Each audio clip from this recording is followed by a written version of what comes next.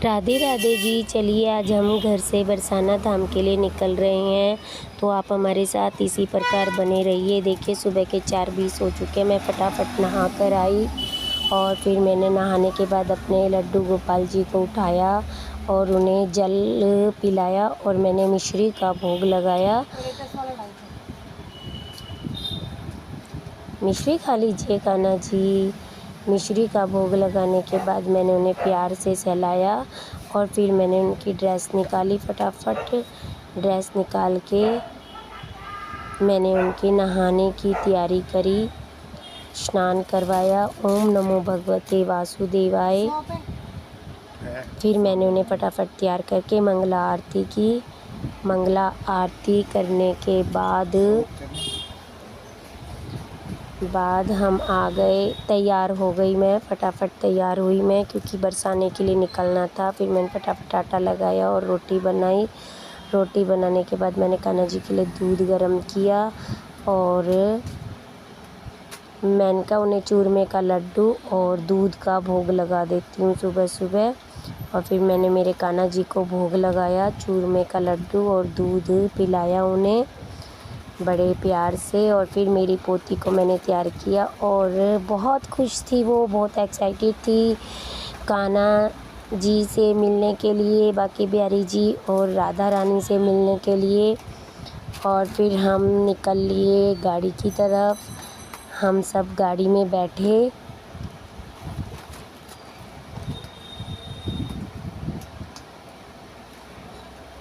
राधे राधे जी। हमने जयकारा लगाया और हम निकल लिए बरसाने के लिए और हमारी गाड़ी रोड पर दौड़ने लग गई। बस बहुत एक्साइटेड हो रही थी मैं श्री जी से मिलने के लिए। फिर भोले बाबा आए रास्ते में, मैंने उन्हें प्रणाम किया और निकल लिए हम। फिर रास्ते में सेवा ढाबा आया जहाँ पर बहुत भूख लग रही थी क्योंकि हम घर से कुछ भी खाकर नहीं निकले थे।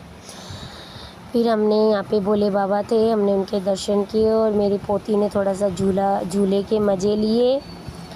और फिर हमने चाय पी और परांठा खाया गरम गरम और फिर हम निकल लिए बरसाने की तरफ और हम फटाफट पहुँच गए वृंदावन। वृंदावन पहुँचे हम तो 11:30 बज चुके थे हमें, क्योंकि बच्ची का साथ होना तो फिर थोड़ा टाइम लग ही जाता है। और फिर हम फटाफट निकल लिए गिरिराज जी गोवर्धन के दर्शन करने के लिए। रास्ते में 4 धाम मंदिर भी आया, देखिए दर्शन कर लीजिए। 4 धाम मंदिर है। टाइम नहीं था इतना, इस वजह से हम नहीं जा पाए क्योंकि श्री जी के दर्शन करने बहुत ज़रूरी थे। और फिर हमने गिरिराज जी के लिए ऑटो पकड़ा। ऑटो से हमने परिक्रमा पूरी की और फिर रास्ते में आए छोटे गिरिराज जी।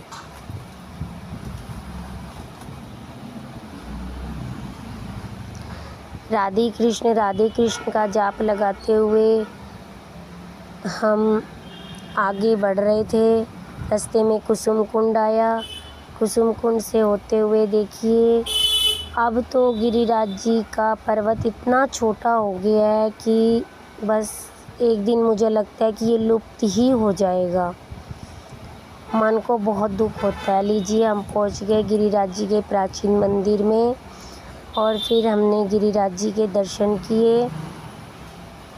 यहाँ पर छोटी छोटी प्रसाद की दुकान भी थी। देखिए सामने बिल्कुल गिरिराज जी बैठे हैं और पीछे ये मनोकामना घंटा है, घंटा बजाया सबने।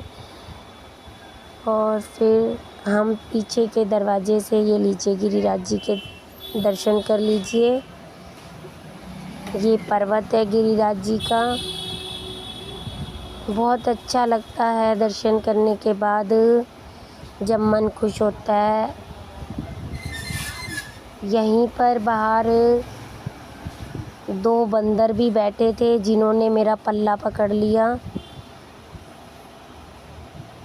और मुझे छोड़ा ही नहीं। उन्होंने बड़ी मुश्किल से छुड़वाया इनसे मुझे। और फिर हम राधे कृष्ण का जयकारा लगाते हुए और जाप करते हुए हम आगे बढ़े गिरिराज जी मंदिर में। और रास्ते में देखिए जैसे कि बहुत सुंदर सुंदर दुकानें, पगड़ी हार की दुकानें थी, बहुत सस्ते सस्ते मिल रहे थे यहाँ पर। पगड़ी 20 रुपये 30 रुपये, हार बहुत सुंदर सुंदर, हर तरह हर प्रकार की मतलब की पगड़ियाँ थी, कम रेट से लेके ज़्यादा रेट तक, जिसको जो पसंद आए ले लो। और बहुत सुंदर लग रहा था यह बाज़ार। और जैसे ही मतलब कि देखिए कमल के फूलों से बने हुए आसन भी थे यहाँ पर, और पेड़े की प्रसाद की दुकान थी। फिर हमने लस्सी पी यहाँ पर बैठकर ठंडी ठंडी, क्योंकि गर्मी इतनी ज़्यादा थी और भीड़ बहुत ज़्यादा, क्योंकि वीकेंड था। वीकेंड पे वैसे जाना नहीं चाहिए, बहुत भीड़ होती है और दर्शन भी बहुत मुश्किल होते हैं, और कैमरा तो बिल्कुल भी कहीं पर भी अलाउ नहीं होता। फिर हम लस्सी पी, हमने थोड़ा सा अपने मन को शांत किया। और ये देखिए बहुत अच्छे अच्छे सखियाँ और कमल के फूल, बहुत अच्छा अच्छा सजावट का सामान भी था यहाँ पर, बहुत सुंदर लग रहा था। लेकिन टाइम होने की वजह से मैं इतनी शॉपिंग नहीं कर पाई। फिर कभी पैदल परिक्रमा में जाऊँगी मैं अपने हस्बैंड के साथ, तो आपको ज़रूर दिखाऊँगी कि मैंने वहाँ से क्या क्या लिया। इस बार तो मैंने बहुत कम शॉपिंग की है वहाँ से। और फिर हम चल दिए, हमने कच्चा दूध लिया गिरिराज जी पर चढ़ाने के लिए, उनका अभिषेक करने के लिए। और इतनी लंबी लाइन, पैर रखने की भी जगह नहीं थी, बहुत भीड़ थी। फटाफट हम गिरिराज जी के चरणों तक पहुँचे और हमने उनका जल से अभिषेक किया। लीजिए ये पीछे साइड में जो है पूरा पर्वत है ये गिरिराज जी का, देखिए कितना छोटा हो गया। फिर हम फटाफट पहुँचे राधा कुंड और श्याम कुंड। इस तरफ श्याम कुंड है और बाईं ओर राधा कुंड है। राधा कुंड देखिए, इनके दर्शन कर लीजिए। और फिर इधर से हमने देखिए ये गिरिराज जी पर्वत की जिव्या है, प्राचीन मंदिर है ये, उनकी जिव्या है, इनके दर्शन कर लीजिए। और ये इनके चरण है गिरि कृष्ण भगवान के, हमने दर्शन किए। फिर हम पहुंच गए राधा रानी के महल बरसाने। हमने पर्दा लगा हुआ था, हमने राधे कृष्ण का जाप किया और जयकारा लगाया, जयकारे के साथ पर्दा खुला। लीजिए आप भी राधे कृष्ण भगवान के दर्शन कर लीजिए, मेरी राधा रानी के। फिर हम चल दिए मेरी श्री जी के दर्शन करने के लिए। इतनी भीड़ थी, इतनी भीड़ थी, पैर रखने की जगह भी नहीं थी। बस जैसे तैसे हम आगे बढ़ते जा रहे थे और फिर हम चल दिए श्री जी के दर्शन करने। ये देखिए श्री जी का मुख्य द्वार आ गया। राधे कृष्ण राधे कृष्ण राधे कृष्ण, राधा राधा रानी मेरी लाडो रानी, मेरी प्यारी सरकार के दर्शन कर लीजिए। ये उनका मुख्य द्वार आ गया और सामने ही मेरी राधा रानी की रसोई है, जहाँ से मेरी राधा रानी के लिए भोग प्रसाद बनता है। अभी दर्शन कराते हैं हम उनके। बस मन इतना प्रसन्न और इतना प्रफुल्लित हो गया ना कि बस राधा रानी अब तो दर्शन दे दो जल्दी से, इतना मन खुश था और मन से निकल रहा था। राधा रानी का जाप लीजिए, रसोई घर के दर्शन कर लीजिए, जहाँ से मेरी राधा रानी की प्रसादी और मेरी राधा रानी का भोग बनता है।